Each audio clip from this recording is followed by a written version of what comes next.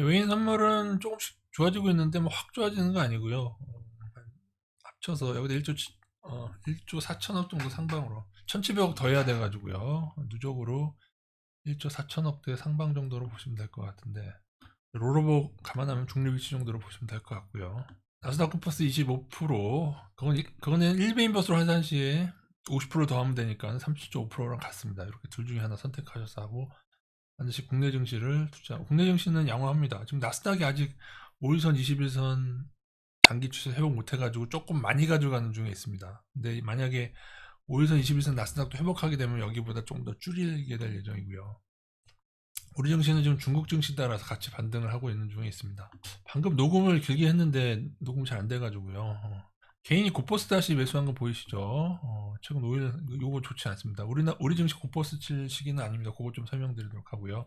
외국인만 좀 볼까요? 외국인 최근일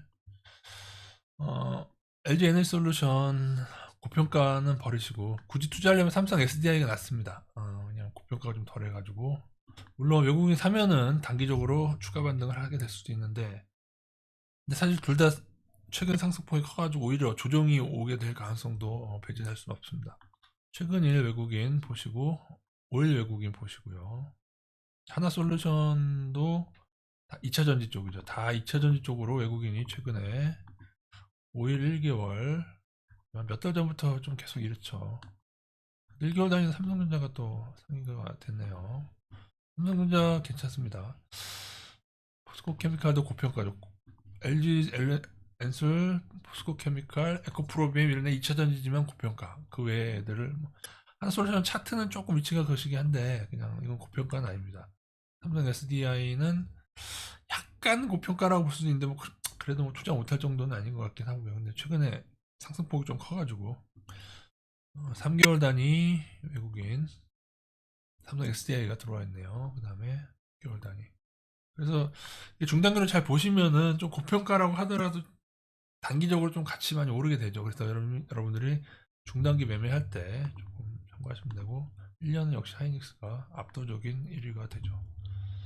삼성전자 위치가 올해 들어 가장 좋다고 말씀드리고 있죠. 왜냐면 하락 추세를 벗어났고 61선 회복해가지고 가장 좋은 위치라고 솔몽TV에 말씀을 드렸는데 이채널 말고 솔몽TV라고 또 있습니다.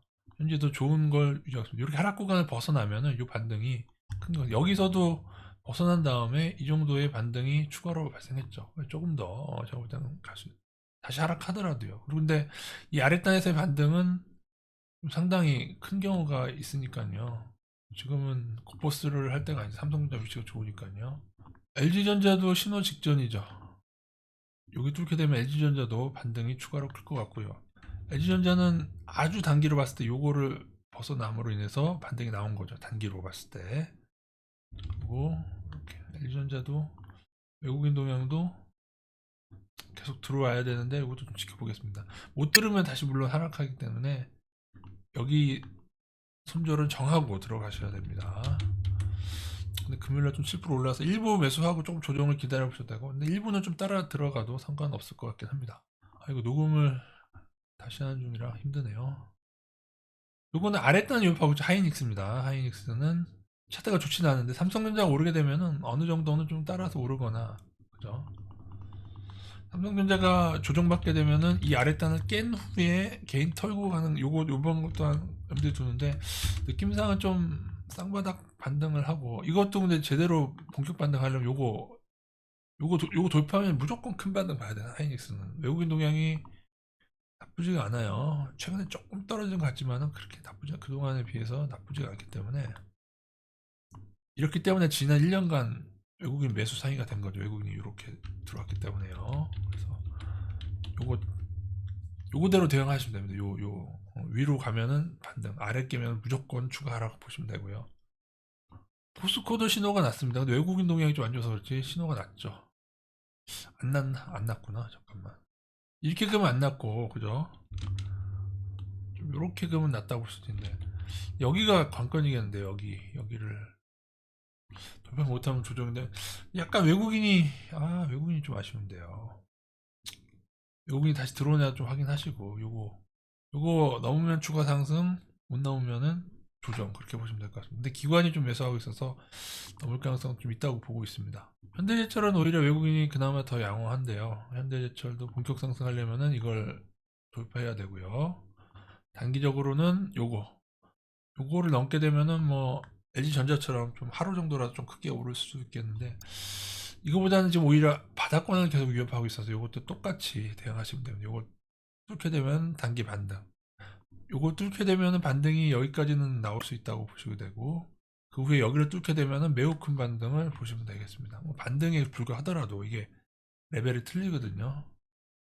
반대로 이 아랫단을 깰 경우에는 무조건 추가 하락을 보셔야 되는데, 글쎄요, 깨기엔 너무 많이 떨어진 것 같기도 합니다. 현대기아도 차트는 안 좋죠. 여기를 깨면 무조건 이제 하향 신호인데,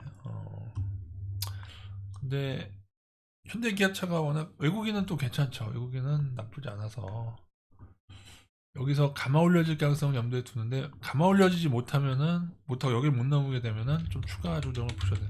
추가 조정 당하더라도 장기적으로는 저는 괜찮다 보고 있습니다. 이 위치거든요. 좀 너무 많이 오르긴 했죠. 근데 조정이 나오더라도 상관없어요. 워낙에 좀 양호합니다. 제가 좀 나오더라도 장기적으로 가는 데는 어려움이 없다. 계속 모아가면 되죠. 떨어질 때마다.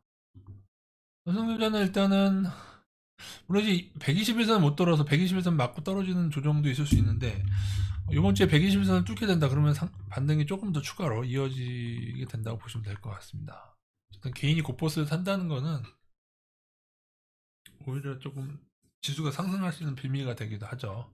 중단기 매매하시는 분은 손절가 잘 정해셔가지고 들어가시고 또 반등하다 또 하락하고 그럴 수 있는데, 요번 반등이 삼성전자가 좀 121선까지 돌파하게 되면은 좀 추가로 조금 더 반등이 좀 크지 않을까, 그 정도로 보고 있는데, 요번 주에 맞고 떨어진다, 중국이 떨어져서 같이 하락한다고 하면은 또 조정되고 가더라도 뭐 쌍바닥 찍고 가든지 뭐 그럴 수는 있는데, 제 느낌상으로는 좀 돌파하지 않을까, 그렇게 보고 있습니다. LG전자도 제가 볼 땐 돌파 가능성이 있고요. 돌파 가능하면은 뭐 중단기로 조금 보고 가시면 되고, 사실 뭐 지금 말씀드린 종목들은 아주 장기로 적립식으로 모아가셔도 될 만큼 좋고, 종목들 위주로 설명을 드렸습니다.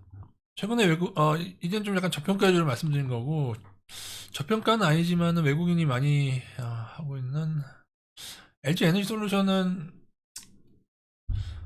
좀 그렇고요. 삼성 SDI도 단기, 외국인은 좋은데 단기로 너무 올라서 이런 경우는 조금 매수하고 조정을 염두에 두고, 조정이 올 경우 추가 매수, 그런 식으로 외국인이 빠져나가지 않는다면 그런 식으로 대응하시거나, 조금 매수했는데 그냥 올라버리면 그걸로 수익 실현하고 뭐 그런 식으로 가야겠죠. 지금 위치에서 너무 많이 뛰어들기는 조금 부담스럽죠. 삼성 SDI 저평가는 아닌데, 지금 중국이 제재를 받으면 우리나라 배터리가 수혜가 될 수 있어서 외국인이 이렇게 들어온 게 아닌가 싶긴 합니다.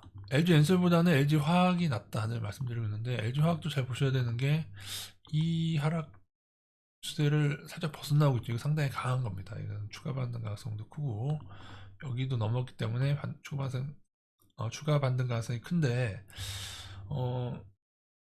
외국인 동향도 올해는 조금 정체긴 하지만 매도는 아니니까요. 작년에 겁나 매수했고요. 외국인 비중이 나쁘진 않은데, 단기적인 상승폭이 삼성 SDI처럼 좀 있죠. 외국인들이 매수하니까요. 근데 요거는 일부 매수하고 여기를 지켜내는 게 좋습니다. 여기를 좀 깨게 된다면은 조금 일부 줄이면서 다시 모아가는 방식으로, 이걸 지켜낸다면 좀 그냥 가지고 계셔도 될 것 같고, 그렇게 대응하시면 될 것 같습니다. LG화학은 2차전지 소재로서도 조금 그 면이 있고, 그냥 일반 화학으로서 이게 좀 복합적이죠. LG 엔솔은 2차전지 쪽이 거의 대부분을 차지하고 있고요. 하나솔루션은 고평가도 아니고 2차전지 좋고 외국인 좋고 다 좋은데, 차트적으로 주의하셔야 될 건 조금 긴 기간으로, 일단 3년간을 봤을 때 쌍봉 형태죠.